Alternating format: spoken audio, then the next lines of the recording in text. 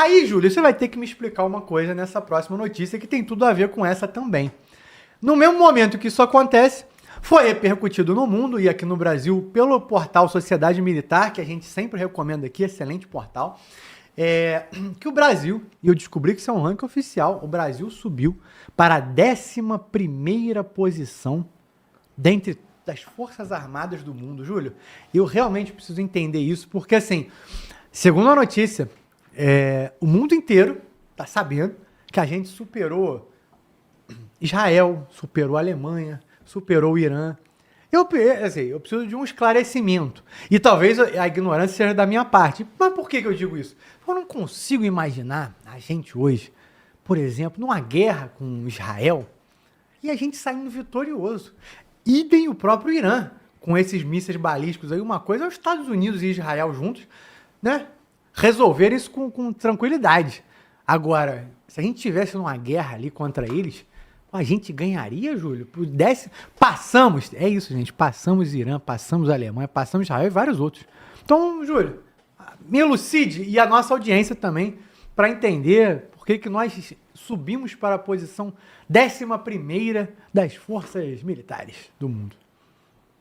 Perfeito, Eric. Mas antes eu vou falar sobre a matéria anterior só um pouquinho para dizer, né, um pouco sobre as embarcações. Para quem não sabe, né, a embarcação Guarapari, que foi a primeira a encalhar, a EDCG, uma embarcação de carga, ela foi lançada ao mar, né, se inaugurou em 1981.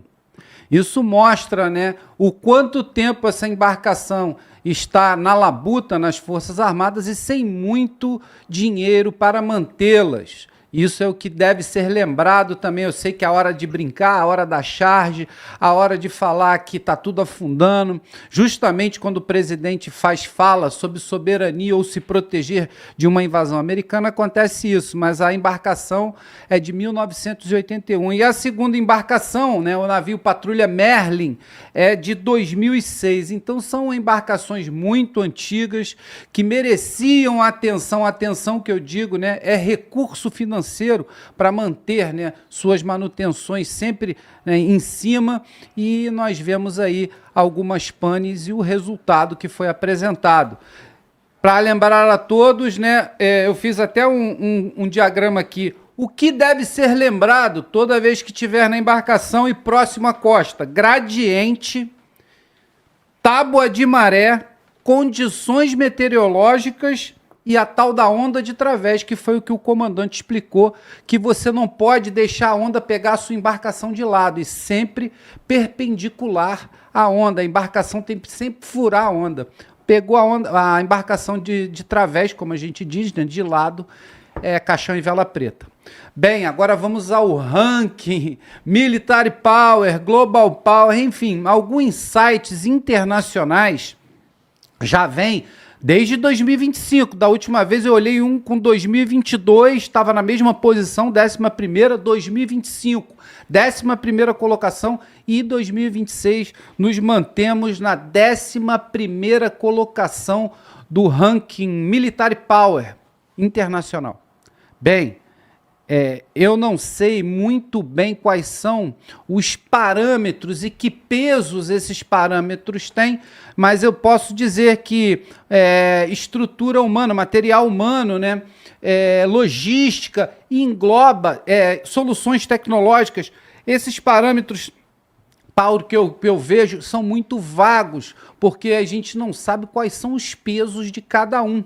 E como eles são apresentados, que tipo de porcentagem, que tipo de cálculo é feito para se chegar ao resultado que é estabelecido no Military Power, né, no ranking mundial. E a gente consegue, com o Brasil, do jeito que está, ocupar o 11º lugar. Bem, uma opinião do Júlio Roque, eu acho que esse pessoal que anda fazendo, né, o conteúdo desse ranking simplesmente está em outro mundo, porque não é possível a gente conseguir estar à frente de Israel, Turquia, Polônia, entre outros, né? Não vou nem citar todos.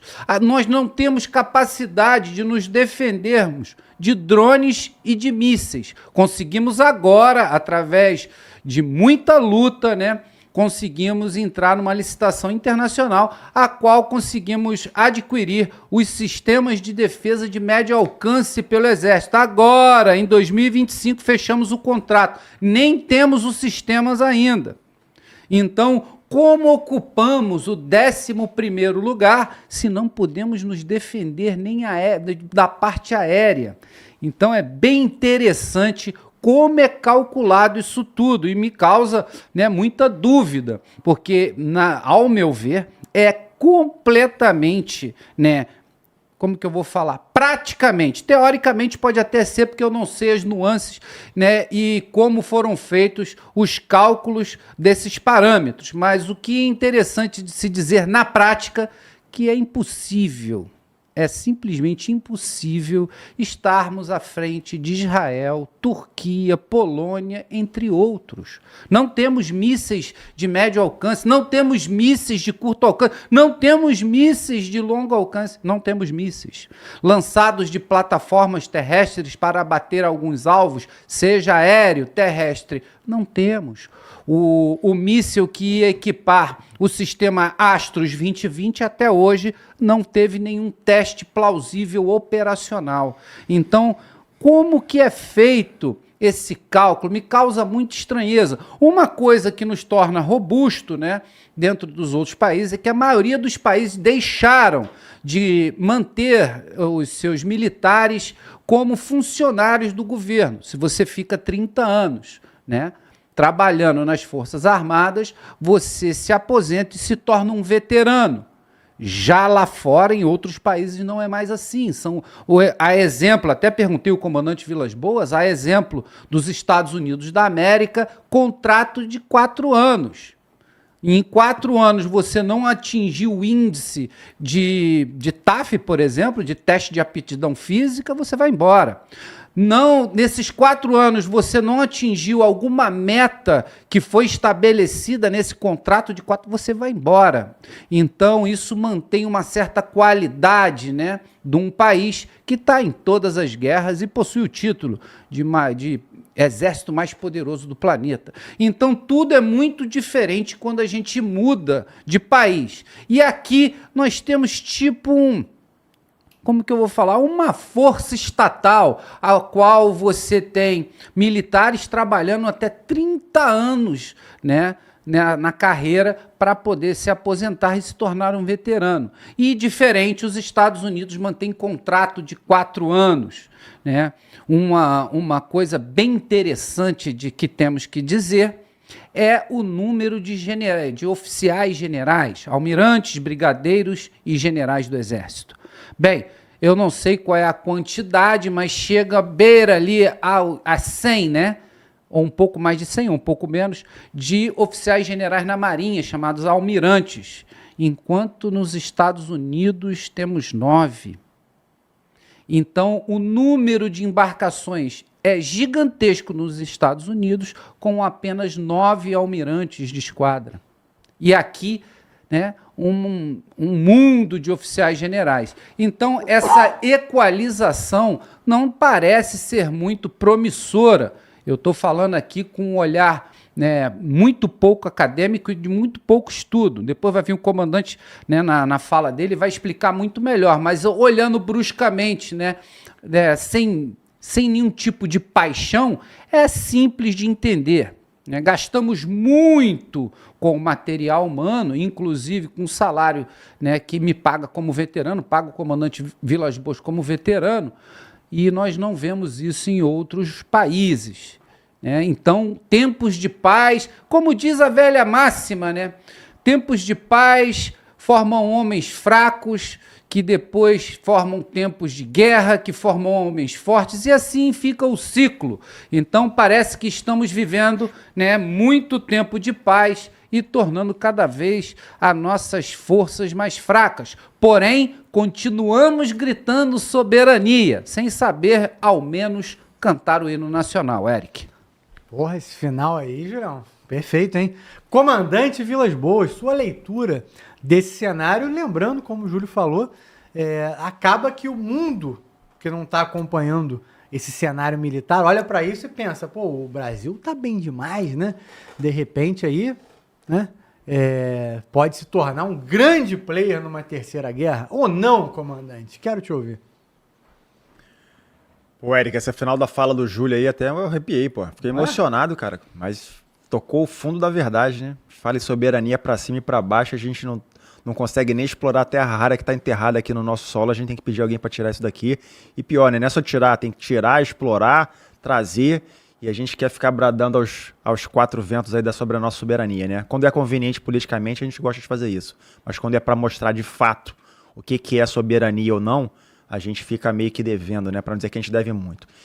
Então esse índice, o Global Firepower, né? Ele é um índice chamado até, ele tem a sigla, né? GFP, que ele é nada mais, nada menos que uma tabela de indexação sobre a capacidade militar de cerca de 140, 150 países que participam dessa plataforma.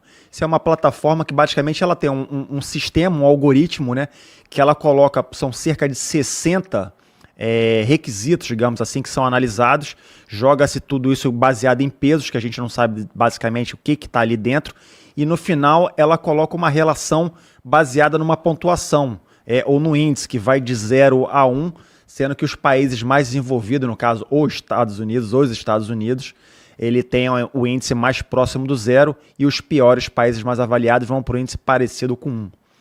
Quais são os principais fatores que estão aí nessa tabela grande aí que a gente possa avaliar? Basicamente, o principal é o tamanho da força militar. E aí vem na pergunta que causa certa estranheza, né? Como é que o Brasil aparece em 11º colocado nessa relação aí? Essa relação, ela realmente diz se o Brasil é a 11ª força militar do mundo? Em que termos isso é verdade ou não é verdade? Mas como o Brasil é um país de proporções continentais, acaba que de uma forma ou outra, o tamanho das forças armadas, ele vai para casa de 400 mil militares, eu não sei dizer hoje na ponta da linha quanto é que está. Mas 400 mil militares, nessa tabela de indexação, acaba ganhando ponto, tá? O orçamento das Forças Armadas também vai ganhando ponto dentro dessa sistemática, porque, logicamente, o país que tem uma proporção de uma força militar de cerca de 400, 350 mil militares, isso vai computando favorável a ele. Só que essa força militar, a gente também cabe ressaltar que ela pega os conscritos também. Então não é a força militar propriamente profissional que vai entrar nesse cômputo. Então todos os recrutas que participam hoje das Forças Armadas dentro da Marinha, do Exército, do Aeronáutica, eles acabam computando nesse sistema que vai dar essa tabela que ela é meramente avaliativa. Mas ela ajuda em que termos essa proporção toma importância? Dentro do processo de planejamento militar, quando a gente está avaliando a comparação, chamada comparação dos poderes combatentes, a gente leva em consideração, por exemplo, o país A vai entrar em conflito dentro de um cenário hipotético com o país B. Então, se avalia ponto a ponto quais seriam as capacidades, de forma, o país A tem tantos caças de combate, o outro tem metade dessa capacidade. Um país tem 50 navios de escolta, o outro tem somente 2. Um país tem 3 navios porta-aviões, o outro tem nenhum. Então, essa comparação ponto a ponto, que é amparada, que é ajudada por esse índice global desse que a gente está vendo, ela ajuda a tomada de decisão. Mas ela não é imperativo para que um país A entre em conflito com um país B. Então, quando a gente olha o Brasil na 11ª posição, à frente de países do porte de Alemanha, Israel, Turquia e Polônia, pode ser que a gente caia no falso entendimento que o país Brasil tivesse condições de enfrentar na arena militar esses países em condições de superioridade. Essa é uma falácia, isso não é verdade, porque esse índice é um índice meramente especulativo, ele é um índice meramente de representação de fatores que foram colocados, digamos, nessa planilha. Por que isso é verdade? Vamos lá, quais são os 5 maiores países de acordo com esse índice? A gente tem Estados Unidos, Rússia, China, Índia, Coreia do Sul. Até aí nenhuma novidade. A França saiu de quinto, foi para sexto, outro país foi para lá, caiu para cá uma posição, o Brasil continuou na mesma posição. Só que como que a gente olha isso tentando entender o cenário da guerra na Ucrânia?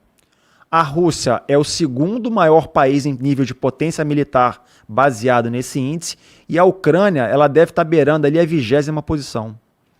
Então, essa realidade não consegue traduzir fielmente o que a gente enxerga no conflito da Ucrânia, que está se arrastando por 4 anos. Porque numa análise sumária, o segundo maior país teria pulverizado o 20º. Mas aí a gente entende que essa planilha, esse índice é um índice meramente de consulta especulativo, que servem a outros interesses, ou somente como uma mera curiosidade para saber que países estariam em condições. E também essa análise desse índice não permite analisar o conflito da guerra da Ucrânia e da Rússia perante as coalizões que são feitas em torno da Ucrânia. Então a gente entende, eu acho que todos entendem que não é só a Ucrânia que está lutando contra a Rússia. É toda uma coalizão de fatores de países da OTAN que vão injetando dinheiro, equipamentos, treinamento e às vezes até militares para que a Ucrânia se sustente perante a segunda maior potência militar. Então, traduzindo, para mim é gosmado, mastigar mingau. É só um índicezinho que vale a pena, é bom ter referência, mas ele realmente não consegue traduzir o que a gente quer buscar, que seria saber, o Brasil se entrar então em guerra contra Israel, o Brasil ganha? Não ganha. De acordo com o cenário, dependendo do que vai acontecer, não ganha. Porque a força aérea deles é muito maior, o nível de tecnologia e inovação é absurdamente maior, então não seria. Mas e se esse conflito fosse uma invasão de Israel dentro do cenário de uma tentativa de tomada da Amazônia? O cenário poderia ser diferente. Então as análises feitas dentro do processo de planejamento militar, eles levam a um contexto macro e não somente um índice. Senão seria muito fácil, né? Vira jogo de videogame, Counter-Strike. Eu vou montar um time com capacidade 2, o outro com capacidade 5, óbvio que eu vou pulverizar o meu oponente. Mas essa matemática pura e simples não se traduz com a realidade do combate, que é um choque de vontades, Eric. Muito bom, comandante. Aí eu te pergunto, Miquel, imagina o dia que essa informação bater na mesa do presidente Lula. Aí mesmo que acabou o orçamento das Forças Armadas. Ele vai dizer, que é isso, gente? Tem quase 200 países no mundo, eu não sei se o Lula sabe disso, mas supondo que ele saiba. Tem 200 países no mundo, 196, e a gente tá aqui na 11ª posição. Corta esse aumento aí dessa briga que deu no mês passado, que vinha desde outubro. Conseguimos o maior aumento de orçamento das forças militares da história do Brasil. E pode aí, de repente, acabar, né, Miquel? O que você acha? Bem, Eric, eu espero que não. Afinal, essa decisão é uma decisão tomada pelos técnicos das Forças Armadas. Então, nós teremos ali generais, brigadeiros e almirantes dando essa consultoria e falando, olha, não é bem assim. Até porque, assim como o comandante Vilas Boas falou, esse índice ele trabalha com critérios muito matemáticos e ignora outros fatores tecnológicos e fatores geopolíticos também. Por exemplo, no caso de uma tentativa de Israel atacar a Amazônia, o resultado é 1. Mas se fosse uma tentativa contra o cenário urbano, o resultado seria outro. E ainda, quem é que vai apoiar quem no meio dessa guerra? Então, tudo isso tem capacidade para influenciar. Mas alguns pontos são relevantes quando a gente olha para essa estatística que foi levantada, é que ele destaca algumas questões do Brasil que realmente tem um potencial que vários outros países não possuem.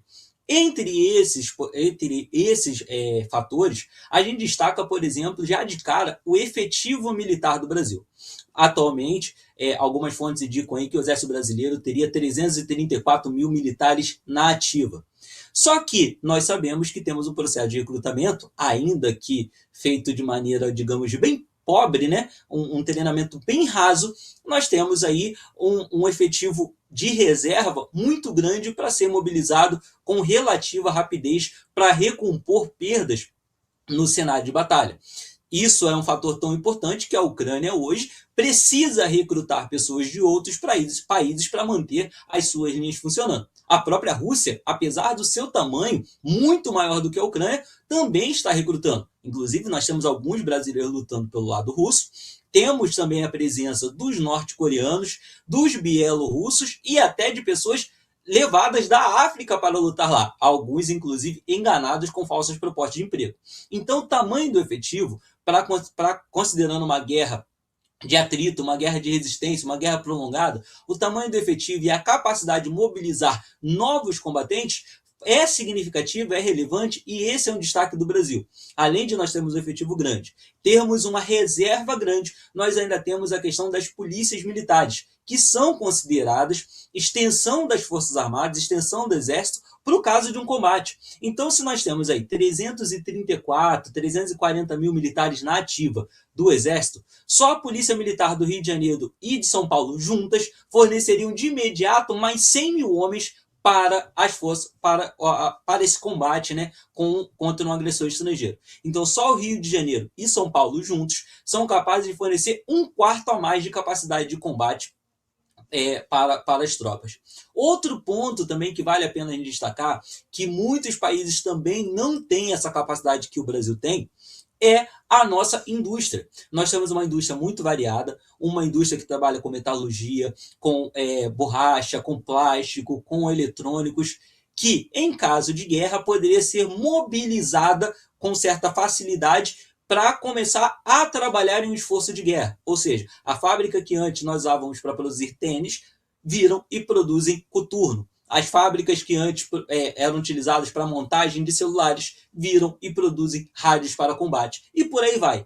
Então, esse tipo de coisa também foi levado em consideração. Óbvio que, como o comandante Vilas Boas, como o Júlio Roque destacaram, isso são apenas ilações, são análises do que poderia acontecer. Se a gente vai ter realmente essa capacidade de mobilização, se nós vamos ter essa capacidade de aderência também da indústria nacional, aderência das forças estaduais, a gente sabe que vira e mexe, a gente tem um atrito aí, algum nível de descontentamento entre as tropas estaduais e as tropas federais, até porque o Exército ele é extremamente protecionista no que diz respeito à liberação de armamento para as tropas estaduais. Por exemplo, para quem não sabe, a Polícia Militar ela é proibida de ter equipamentos que sejam capazes de fazer frente às tropas federais. Então, alguns calibres, algum nível de proteção balística, tanto nos seus coletes quanto nos blindados, não são fornecidos pelo Exército ou autorizados pelo Exército para as polícias militares. Com algumas raras exceções, BOP, CORE, BAEP, às vezes ali, por serem tropas especializadas, conseguem receber. Mas a tropa como um todo não teria condição de fazer frente a um exército regular. Então, tudo isso vai interferir, mas a gente, quando olha o cenário como um todo, e esse estudo destacando esses pontos, inclusive também a própria extensão geográfica do Brasil, mostra que a gente conseguiria, no chamado jeitinho brasileiro, dar um jeito de organizar e atrapalhar qualquer inimigo que viesse para o Brasil. Não estou falando necessariamente em vencer uma guerra contra Israel ou outros países que ficaram ali abaixo do Brasil no ranking, mas estou falando sim com inteligência, estratégia, aquela malandragem do Brasil e aproveitando as bênçãos que Deus deu a esse país, já que aqui tudo que se planta nasce, a gente conseguiria sim fazer algum tipo de causar algum problema para uma outra nação agressora, assim como foi o caso do Vietnã, por exemplo, contra os Estados Unidos, onde o Vietnã, utilizando técnicas bem rudimentares, conseguiu atrapalhar um pouco. Não é vencer a guerra, mas dá para causar uma dor de cabeça.